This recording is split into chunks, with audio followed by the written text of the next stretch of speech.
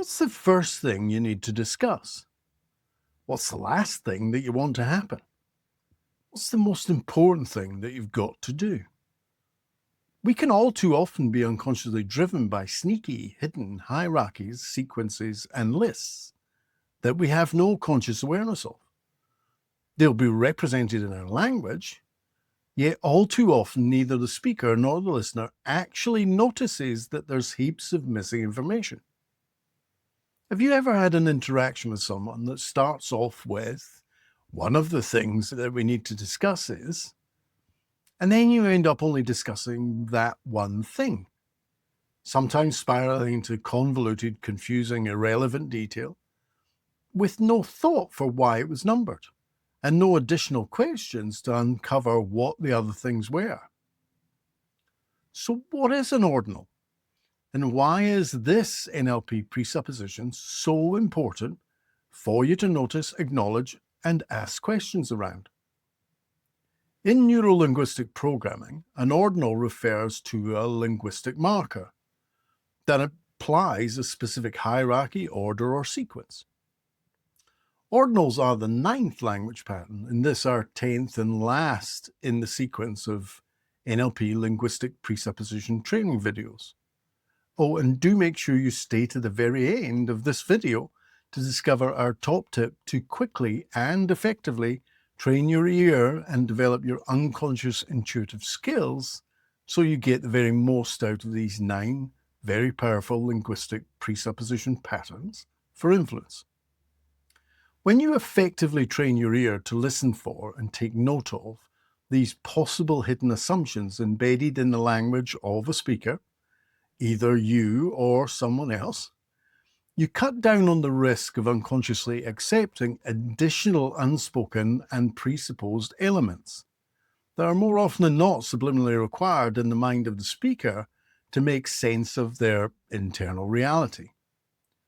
When someone uses an ordinal, you will hear one or more of these trigger words.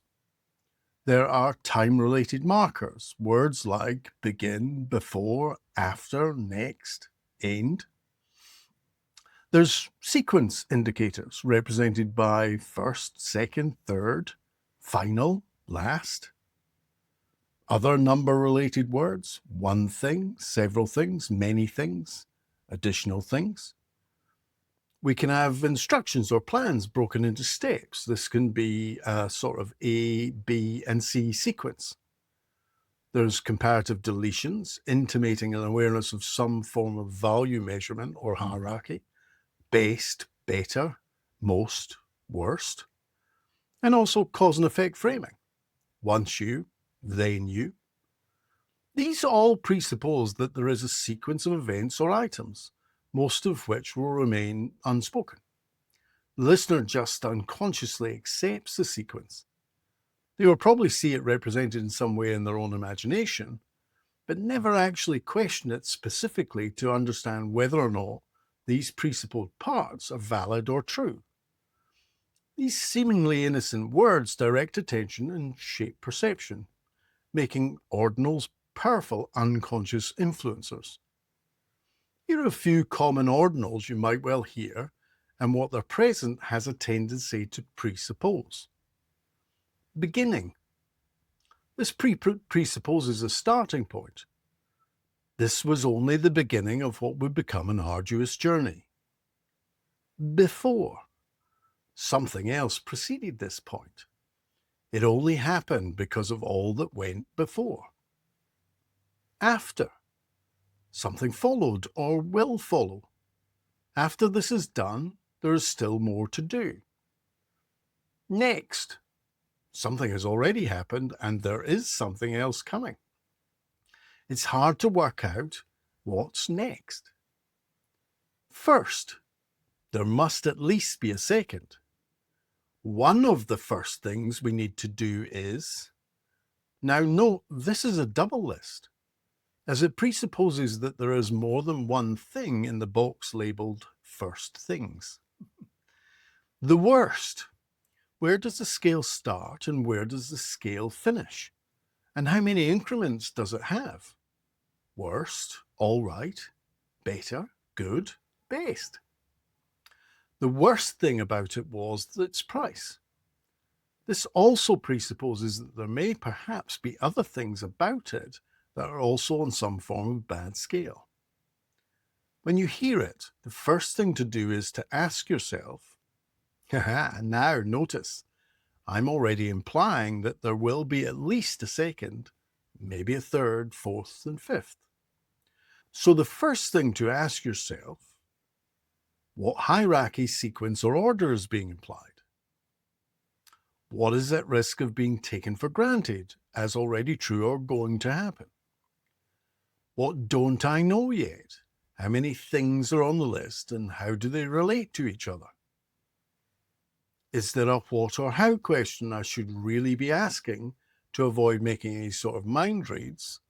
And what will effectively direct the interaction towards being a more sensory and fact-based exchange? Now, all of these questioning skills I will be training in several upcoming NLP meta-model training videos that I've planned for the coming weeks. So do like and subscribe to ensure you get full access to these additional important resources.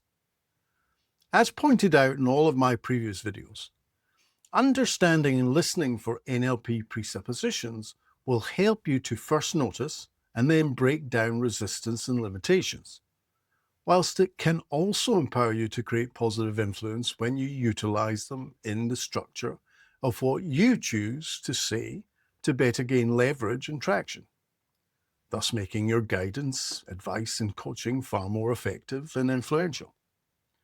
So let's look at how to utilize ordinals for influence and change. Ordinals are just one of many linguistic tools that help guide the mind of the listener into a state of unconscious agreement, subliminally creating an undeniable acknowledgement and acceptance for an expected positive transformation, which will work well for therapy, coaching, hypnosis, and influence. So here's how. First, they can very much help in gaining acceptance for a presupposed positive change. Here's an example. As you think about the first time that you'll notice how easily this change has happened for you. This implies you're going to notice, future tense, how easily this change has happened, past tense, and you'll notice more than once. Ordinals can also create momentum and direction. By using a step-based structure, you give people a sense of progress. So here's another example. Let's focus for a moment on the next breakthrough that you want to experience. This presupposes a previous breakthrough has already occurred. We can also use ordinals to help diffuse or bypass resistance. We are priming and justifying the next step by acknowledging the previous positive step. An example could be, before creating all of your goals and outcomes, let's first acknowledge what you've already achieved. This shifts focus to positive things that have been achieved already, whilst using them to presuppose you're ready now to take the next positive steps. We can also use ordinals to help pre-install a sequence that is designed to imply the desired and seemingly inevitable end result. This could sound like, first we'll do a detailed personal history. This will allow us to uncover and let go of negative emotional associations and limitations. Then we will integrate any remaining conflicting parts, after which together we'll create a compelling future. And finally, take the right actions so we can start to celebrate your successes. This spells out a clear roadmap with defined milestones, each next step implying success of the preceding step. And finally, we can use powerful symbolic metaphors and hypnotic storytelling to create an associated reality with the subtle use of ordinals to help draw them in even deeper. I've just finished working with a client very similar to you, and before I tell you about how they found their glorious sense of inner peace, let me first explain how they began to trust the important parts of the love and acceptance that we all already have inside. This helps to create association, anticipation, rapport, and unconscious acceptance. Notice how you can totally transform how influential a statement can be when you begin to include ordinals along with other contextually appropriate presuppositions. You need to stop procrastinating. Can become, what's the first thing you could easily notice when you've started choosing timely action over delay? You should meditate every day. This will become far more influential if you said, after beginning your daily meditations, you'll start to find that you're gaining far greater control over your thinking. Ultimately, ordinals are far more than just words.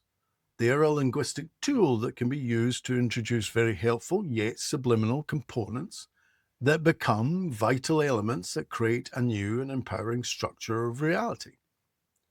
Whether you're influencing, coaching, or facilitating therapeutic change, mastering ordinals lets you direct attention naturally and can unconsciously embed change-orientated assumptions beneath the surface of conscious awareness within any interaction. Now, as I promised at the beginning of this video, to develop a fluid natural expertise of any therapeutic or influential linguistic skill needs a level of mastery, which is also called unconscious competence. There are 4 steps to mastery. Step 1 is where we all start this journey, and that is unconscious incompetence, otherwise known as blissful ignorance. We don't know what we don't know. Then we suddenly, or more slowly, become aware of something that we recognize has value, but we don't know what it really is or how to do it. This is called conscious incompetence. We now know that we don't know, which is not a very comfortable place to be.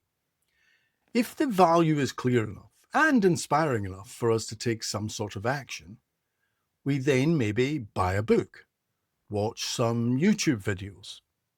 Do please like and subscribe if this has value for you. Or we take a course. We educate ourselves in hopefully the quickest and most effective way that will take us up a step to what's called conscious competence. Now, this is better, but still a bit awkward and cumbersome.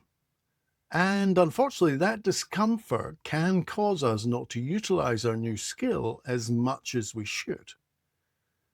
Now, hopefully because of sheer interest or gnawing desire, we carry on practicing every day, habitualizing all of the necessary steps. As we are building our application muscle, we begin to get good at it. So good that at some point it gets handed over to our unconscious mind to do for us. This is where it becomes natural and automatic. This is expertise and mastery. This is unconscious competence. To get here, there is a need for consistency of application. You are required to apply well and take full responsibility for putting the 1,000 hours in. That is also why so few people actually become experts. Now, I'll agree that trying to assimilate all 9 of these language patterns at the same time is or can be a bit overwhelming. It probably won't work. There is, however, an easier and more logical way. The best way to achieve mastery is one step at a time. And I'm sure it's of no surprise that I predict that it can be done over just 9 weeks. Now, this is the last of 10 videos in this NLP presupposition sequence. You have had the technical overview from video 1. You have then followed through on each of the 9 individual presuppositions shared in videos 2 through 10. Note, if not, then I recommend that you set aside a couple of hours to do that from today. All of the links will be in the description below. Now you're at conscious competence, and it's time to move it up a gear and become an expert in influence using NLP presuppositions. You'll want to take the first language pattern, which is existence, and listen for nothing but words that clearly define tangible existence for a week. In addition to listening for existence words, start playing around with introducing positive existence in a contextually appropriate and influential way. Do this simultaneously over the course of this same week. Drill it in. Become so familiar with it that it becomes automatic. Done. That's your ear and your mind trained for the presupposition of existence. On the second week, add possibility and necessity and do the same thing. You'll notice that your awareness of existence is still there and active at an unconscious level. Week 3, add cause and effect. Week 4, complex equivalence. Week 5, temporal language. Week 6, awareness. Week 7, adjective and adverb modifiers. Week 8, inclusive and exclusive or. And finally, week 9, ordinals. If you do nothing for the next 9 weeks, other than have a new conscious awareness of NLP presuppositions, you will maybe, if you're lucky, still be at conscious competence. Though I'm sure some of the detail, a few of the patterns, will have already left your memory. These 9 weeks will simply pass and be gone forever, and you will not be any further forward. Or you can invest the time, and in 9 weeks you can be significantly more skilled in the art of unconscious influence. Which seems better? The choice at this point is now completely yours. I know what I chose to do all those years ago, and I am forever grateful that I did. Brilliant. Now that concludes NLP's linguistic presuppositions. Next, we'll be delving into more advanced linguistic influencing, and that is going to be meta-model distortions. So do like and subscribe so that we can learn, evolve, and create positive change together.